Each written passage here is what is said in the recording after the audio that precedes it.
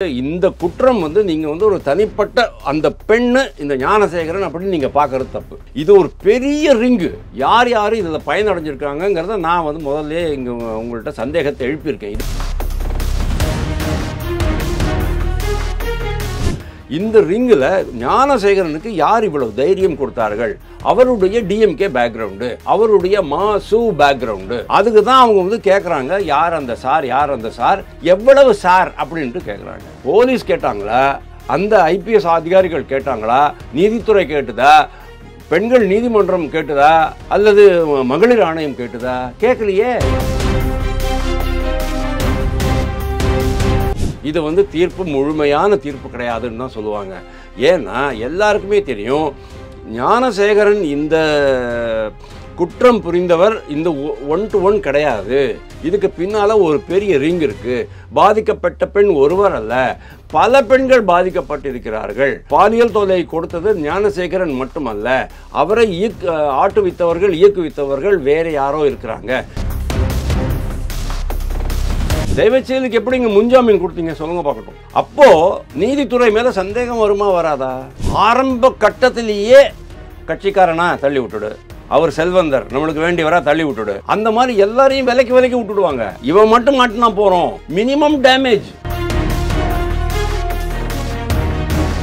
எவ்வளவு பெண்கள் இதனால் பாதிக்கப்பட்டிருக்கிறார்கள், அவ்வளவு பெண்களுக்கும் இவங்க காம்பன்சேஷன் கொடுக்கணும். அந்த தலைவர்கள், அந்த பிரபலங்கள், அந்த அதிகாரிகள் எல்லோருமே இந்த வட்டத்துக்குள்ள விசாரணைக்கு உள்ளாக்கப்பட வேண்டும், தண்டனை கொடுக்கப்பட வேண்டும். அப்போ தான் இது முடியுமே தவிர அது வரைக்கும் நியாயம் கொடுத்த மாதிரி நான் நினைக்க மாட்டேன்.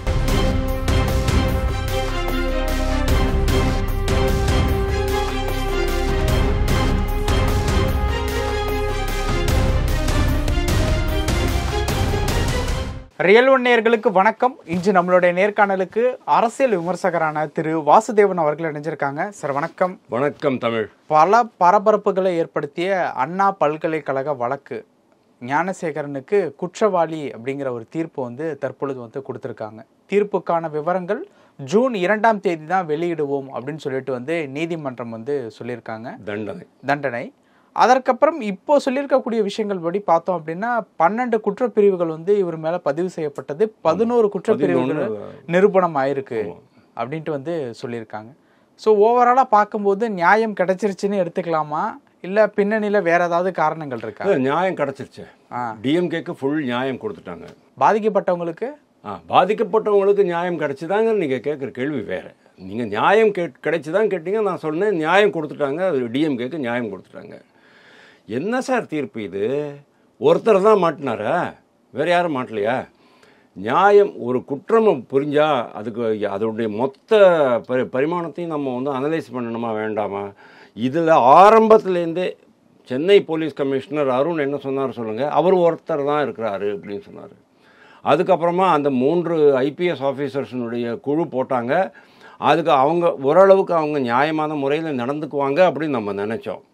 அதுக்கப்புறமா அதில் ஒரு ராஜாராம் ராகவேந்தர் அப்படிங்கிறவர் சைபர் எக்ஸ்பர்ட் நான் விலகிக்கிறேன் அப்படின்னு சொன்னார். அதுக்கப்புறமா ஒரு 2 மாதம் அவங்க இந்த எக்மோர்லேயும் இங்கே இதெல்லாம் கோட்டூர்லாம் எல்லாம் பண்ணினதுக்கப்புறம் அண்ணா நகர்லாம் பண்ணதுக்கப்புறம் அவங்க சொல்கிறாங்க அவர் ஒருத்தர் தான் இருந்தார், வேறு யாருமே இருக்கலை அப்படிங்கிறாங்க. இங்கே பாருங்கள், அப்படின்னா அந்த பாதிக்கப்பட்ட பெண் பொய் சொல்கிறாருன்னு அர்த்தமா? பாதிக்கப்பட்ட பெண் பொய் சொல்ல முடியுமா? அந்த சம்பவம் ஜோடிக்கப்பட்ட சம்பவம், நாடகமாக இருந்ததுன்னு சொன்னோன்னா முன்னுக்கு பின் முரணாக அவர் பேச முடியும். மனவேதனையை அப்படியே கொட்டியிருக்கிறாங்க. அங்கே இருக்கிற மிகப்பெரிய பதவியில் இருப்பவர்கிட்ட போய்ட்டு கம்ப்ளைண்ட் பண்ணுறாங்க.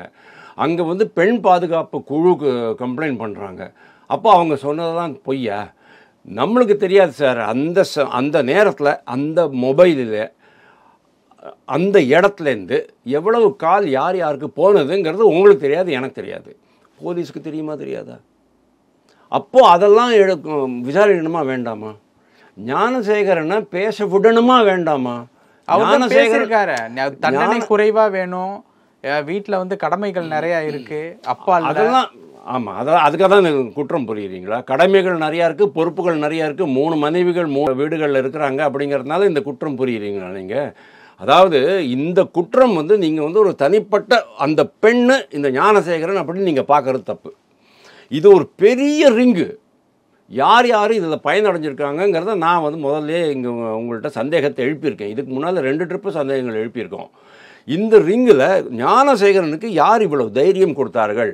அவருடைய டிஎம்கே பேக்ரவுண்டு, அவருடைய மாசு பேக்ரவுண்டு, மா சுப்பிரமணியன் பேக்ரவுண்டு. அதுக்கு தான் அவங்க வந்து கேட்குறாங்க, யார் அந்த சார், யார் அந்த சார், எவ்வளவு சார் அப்படின்ட்டு கேட்குறாங்க. நாங்கள் தான் அதை கேட்குறோம்.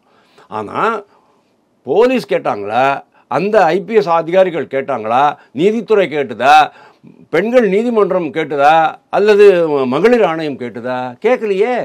அப்புறம் நீங்கள் கேட்குறீங்க நியாயம் கிடைச்சிதான்னு கேட்குறீங்க. அப்போ நான் சொல்கிறேன், என்ன நியாயம் வந்து டிஎம்கேக்கு நியாயம் கிடைச்சிது. ஏன்னா இதில் மாட்டி இருக்கிற டிஎம்கேக்காரங்க எல்லாம் தப்பிச்சிட்டாங்க. போருமா? இப்போ எடப்பாடி அவர்கள் இப்போ உங்க கருத்தோட கொஞ்சம் ஒத்து போறாரு. எதற்காக இந்த வேகம் அப்படிங்கிற ஒரு கேள்வியும், இந்த கேஸனுடைய மூல கேள்வியான யார் அந்த சார் அப்படிங்கிற கேள்விக்கு பதில் அளிக்கல. இப்ப யாரை காப்பாத்துறதுக்காக இந்த வேகம் எடுக்கிறீங்க அப்படின்ட்டு அவர் கேட்கிறாரு. அது ஏன் இந்த வேகம்ங்கிறத ஒரு செப்பரேட்டா வச்சுக்கோங்க, அதுக்கு நான் ஆன்சர் பண்றேன். அந்த மூல குற்றம், அதாவது இதுல யாரெல்லாம் சம்பந்தப்பட்டிருக்காங்க, யார் அந்த சாருங்கிறத அவர் கேட்ட கேள்விக்கு நான் அதை ஆன்சர் பண்ணிட்டேன். வேகம் அப்படிங்கிறது அதனால இல்லை. ஓகே, அட் ஒன் கோ அவங்க வந்து விசாரித்து தீர்ப்பளிக்கணும் அப்படின்னு சொல்கிறாங்க இல்லையா. கிரிமினல் சட்டம் இருந்தபோது 15 வருஷம் ஆகும், இந்த மாதிரி கேசஸ்க்கெல்லாம் 15 வருஷம் ஆகும். ஆனால் பிஎன்எஸ் வந்து இது பாருங்கள், நியாய சட்டம்னு நம்ம திருத்தினோம் பார்த்தீங்களா. அதாவது பாரதிய நியாய சட்டம் வந்த பிறகு 2023 ஜூலையில் வந்த பிறகு இன்னைக்கு வரைக்கும் பல்வேறு குற்றங்கள் ரொம்ப அவசர கதியில், அதாவது அவசர கதியிலன்னா ஒரு குறிப்பிட்ட காலத்துக்குள்ள கால வரையறையில் கால வரம்புக்குள்ளேயே வந்து நீதி வழங்கும் அந்த கண்டிஷனில் இப்போ கொண்டு வந்திருக்கிறாங்க. அதனால தான் இது வந்து 5 மாதத்தில் உங்களுக்கு தீர்ப்பு வந்திருக்கு. ஓகே, ஆனால் இந்த தீர்ப்பு முழுமையான தீர்ப்பா அப்படின்னு கேட்டால் நான் எடப்பாடி பழனிசாமி சொன்னது கரெக்டு அப்படின்னு தான் சொல்லுவேன். எந்த ஒரு நியாயமான சிந்தனையுடைய யாருமே இது வந்து தீர்ப்பு முழுமையான தீர்ப்பு கிடையாதுன்னு தான் சொல்லுவாங்க. ஏன்னா எல்லாருக்குமே தெரியும், ஞானசேகரன் இந்த குற்றம் புரிந்தவர் இந்த 1-to-1 கிடையாது. இதுக்கு பின்னால் ஒரு பெரிய ரிங் இருக்குது. பாதிக்கப்பட்ட பெண் ஒருவர் அல்ல, பல பெண்கள் பாதிக்கப்பட்டிருக்கிறார்கள். இந்த பாலியல் தொல்லை கொடுத்தது ஞானசேகரன் மட்டுமல்ல, அவரை ஆட்டுவித்தவர்கள் இயக்குவித்தவர்கள் வேறு யாரோ இருக்கிறாங்க. ஞானசேகரனுடைய இந்த குற்றத்தினால் பலன் பெற்றவர்கள் நிறையா பேர் இருக்கிறாங்க. பொள்ளாச்சி சம்பவம் நடந்தபோது இவங்க எந்த கூதிக்கு குதிச்சாங்க? யாரெல்லாம் வந்து இதில் வந்து பயனடைந்தவர்கள், அதாவது இந்த பெண்கள் யாருக்கெல்லாம் சப்ளை செய்யப்பட்டாங்க அப்படிங்கிறதெல்லாம் கேட்டாங்கல்ல. தெய்வச்செயலுக்கு எப்படி இங்கே முன்ஜாமீன் கொடுத்தீங்க சொல்லுங்க பார்க்கட்டும். அப்போது நீதித்துறை மேல சந்தேகம் வருமா வராதா? அப்போ சரியான நியாயம் கிடைக்கவில்லை. கண்டிப்பா நியாயம் கிடைக்கல.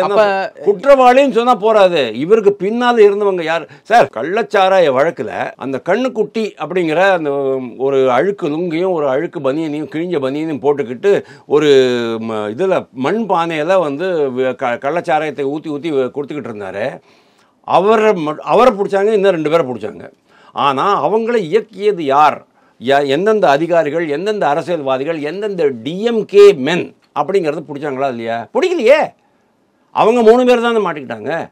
பேசினீங்கன்னா தீர்த்து கட்டிடுவோம் அப்படின்னு சொல்லிடுவாங்க. அப்போ அதே தான் இங்கே ஞானசேகரன் ஆயிருக்கும். இப்போ ஞானசேகரனுக்கு பின்னாடி இருக்கிறது யாரு தெரியும் நம்மளுக்கு சில விஷயங்கள்லாம், பட் நம்ம வந்து ஓப்பனாக சொல்ல முடியாது. ஏன்னா இப்போ தீர்ப்பு வந்துருச்சு. ஏன்னா இந்த வழக்கே நீங்கள் வந்து பாருங்கள், அப்படியே சானிடைஸ் பண்ணிவிடுவாங்க. இவங்க நம்மளுக்கு வேண்டியவங்க அவங்கள விட்டுடுங்க, இவங்க நம்மளுக்கு வேண்டியவங்க விட்டுடுங்க. அதனால தான் அருண் அவசரமாக அந்த முதல் ப்ரெஸ் மீட்டில் கமிஷனர் அருண் எப்படி பேசினார் நீங்கள் பாருங்கள். இல்லை அவர் ஒருத்தர் தான். நீங்கள் யாரையும் அதை சொல்கிறதுக்கு? அவர் ஒருத்தர் தான் சொல்கிறதுக்கு நீங்கள் யார்? விசாரணை பண்ணிட்டீங்களா? குற்றம் நடந்து அடுத்த நாள் காலையில் குற்றம் வெளியில் வருது, 11 மணிக்கு இவர் வந்து இது கொடுக்குறாரு. அதுக்குள்ளே நீங்கள் வந்து விசாரணை பண்ணி அவன் ஒருத்தன் தான் இருந்தான் அப்படின்னு நீங்கள் எப்படி சார் டிசைட் பண்ணுவீங்க? அதுதான் வைத்தறியுது. இன்னொரு விஷயம் வந்து ஏன் தீர்ப்புக்கான விவரத்தை ஜூன் 2ஆம் தேதி வந்து சொல்கிறேன் அப்படின்னு சொல்கிறாங்க. எப்போவுமே அப்படி தான். இது வந்து தீர்ப்பு கொடுத்துருவாங்க ஒரு 1 or 2 days, இல்லைன்னா நார்மலி காலையில் வந்து தீர்ப்பு வந்துடும், பிற்பகலில் தண்டனை வரும். டீட்டெயில்ஸ் அது என்ன காரணம் தெரியல. எப்படி இந்த நீதித்துறை இது மாதிரிலாம் ஒர்க் பண்ணுறாங்கங்கிறது தெரியல. ஒரே சமயத்தில் கொடுத்து தொலைச்சா என்ன ப்ராப்ளம் அப்படிங்கிறது எனக்கு தெரியல.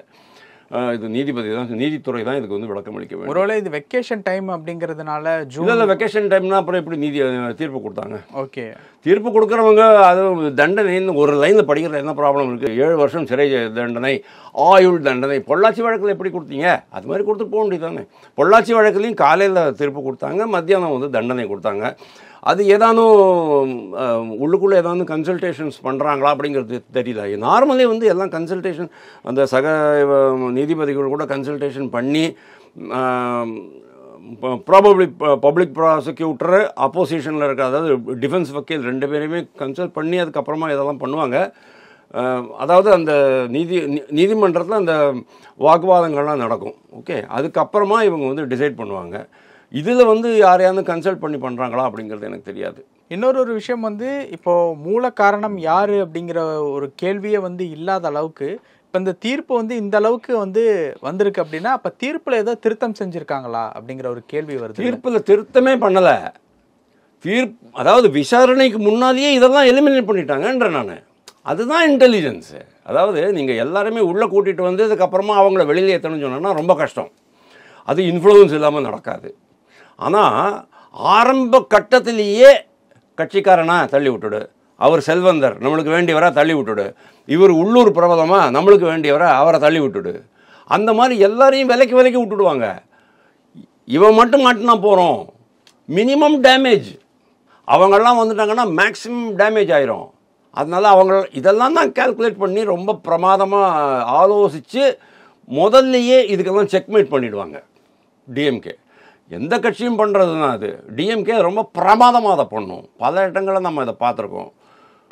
தெய்வ செயல் விஷயத்தில் கூட பாருங்களேன், எப்படி அவருக்கு வந்து ஜாமீன் கிடச்சிது, முன்ஜாமீன் அப்படிங்கிறது எனக்கு இன்னும் ஆச்சரியமாக தான் இருக்குது. ஓகே, என்ன டிசைட் பண்ணாங்க இவங்க? தேஜஸ்வி யாதவ் வந்து ஒரு 6 வருஷத்துக்கு அப்புறமா முன்னால் அவருடைய காதலினுடைய ஃபோட்டோ காமிச்சா அவரை கட்சி பதவியிலேருந்தே நீக்கிட்டாங்க. இவங்க என்ன பண்ணாங்க? ஒரு பெரிய ரிங்கு நடத்துகிறாங்க. அதாவது தெய்வ செயல். அந்த பொண்ணே சொல்லுது 20 பெண்கள் அப்படின்னு அந்த பொண்ணு சொல்லுது. அப்போது அதுக்கு பின்னால் எவ்வளோ பெரிய ராக்கெட் இருக்கும், எவ்வளோ அரசியல் தலைவர்கள் இதை வந்து பண்ணட்டும், நம்ம லாபம் சம்பாதிக்கலாம், நம்மளை அதனுடைய பயனை பெற்றுக்கொள்ளலாம் அப்படிங்கிற ஒரு கெட்ட எண்ணத்தில் அவனை வந்து வளர்த்து விட்டுருப்பாங்கங்கிறது நீங்கள் பாருங்கள். இளைஞர் அணி அப்படிங்கும்போது நீங்கள் பார்த்துக்க முடியும். அது எங்கே போய் நிற்கிது அப்படிங்கிறது உங்களை பார்த்துக்க முடியும். டிஎம்கேயை பொறுத்த வரைக்கும் இந்த மாதிரி வேலைகள் பண்ணுறவங்களுக்கெல்லாம் ரொம்ப நல்ல ரெஸ்பெக்ட் கொடுத்து, அதனால தானே நம்ம வந்து ஜாஃபர் சாதிக்கு வந்து போலீஸ் விருது கொடுத்தாங்க. ஓகே சார், இப்போ இந்த ஞானசேகரனுடைய வழக்கை பொறுத்த வரைக்கும் அப்போ பெரிய தலைகள்லாம் தப்பிச்சுட்டு சின்ன தலைகளை வந்து சிக்க அதுதான் ஆயிருக்கு. கண்டிப்பாக தான் இருக்குது. அதுக்காக தான் நான் சொல்கிறேன், தீர்ப்பில் நியாயம் வழங்கப்படலை. நியாயம் எப்படி வழங்கணும்னு சொன்னேன்னா, அந்த பொண்ணுக்கு மட்டும் இல்லைங்க, அந்த பொண்ணுக்கு அந்த பொண்ணு பாவம், அந்த பொண்ணுடைய முகவரி, ஃபோட்டோ, பேர் எல்லாத்தையுமே வந்து வெளியில் விட்டுட்டு இருந்தாங்க. அதுக்கு ஒரு கடைசியில் மக்கள் வரி பணத்துலேருந்து 25 லட்சம் கொடுக்க சொல்லிட்டு நீதித்துறை சொல்லிச்சு. அது யார் கொடுத்துருக்கணும் தெரியுமோ? டிஎம்கே கவர்மெண்ட் கொடுத்துருக்கணும். அவங்க தானே சொன்னாங்க அபிமானி, அனுதாபி, தம்பி அப்படின்லாம் அவங்க தானே சொன்னாங்க. அப்பாவு தானே சொன்னார் அன்பு தம்பி ஞானசேகரன் அப்படின்னாரு. அப்படியே அந்த மமதை பொங்கி வழிஞ்சிக்கிட்டு இருந்துச்சு அந்த தம்பி மேலே.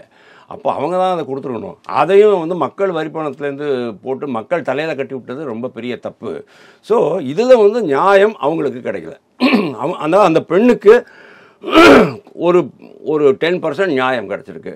90% நியாயம் எப்போ கிடைக்கும்னு சொன்னால், ஞானசேகரன் யாருக்கு இந்த இதனுடைய பயனை அள்ளி கொடுத்தார், எவ்வளவு காலம் அள்ளி கொடுத்தார், எவ்வளவு பெண்கள் இதனால் பாதிக்கப்பட்டிருக்கிறார்கள், அவ்வளவு பெண்களுக்கும் இவங்க வந்து காம்பன்சேஷன் கொடுக்கணும். அந்த தலைவர்கள், அந்த பிரபலங்கள், அந்த அதிகாரிகள், பல்கலைக்கழக அதிகாரிகள் எல்லோருமே இந்த வட்டத்துக்குள்ளே வந்து விசாரணைக்கு உள்ளாக்கப்பட வேண்டும், தண்டனை கொடுக்கப்பட வேண்டும். அப்போ தான் இது வந்து முடியுமே தவிர அது வரைக்கும் நியாயம் கொடுத்த மாதிரி நான் நினைக்க மாட்டேன்.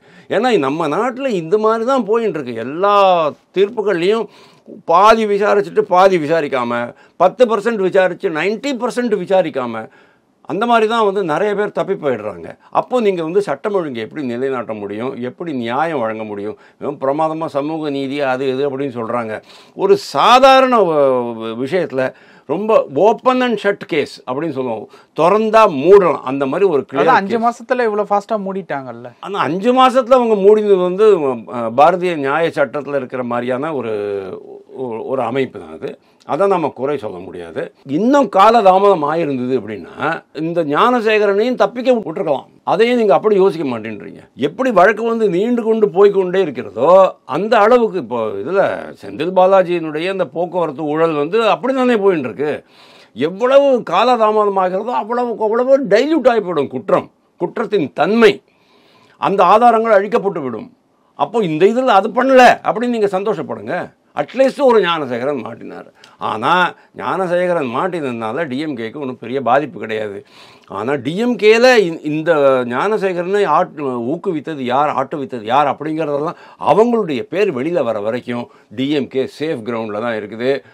டிஎம்கேக்கு தான் இது நியாயம் கிடைச்ச மாதிரி நான் பார்க்குறேனே தவிர அந்த பெண்ணுக்கோ இல்லை இந்த குற்றத்திற்கு ஆன தண்டனையும் நான் அதை பார்க்கல. பல விஷயங்கள் பகிர்ந்துக்கிட்டீங்க. நேரத்துக்கு ரொம்ப நன்றி.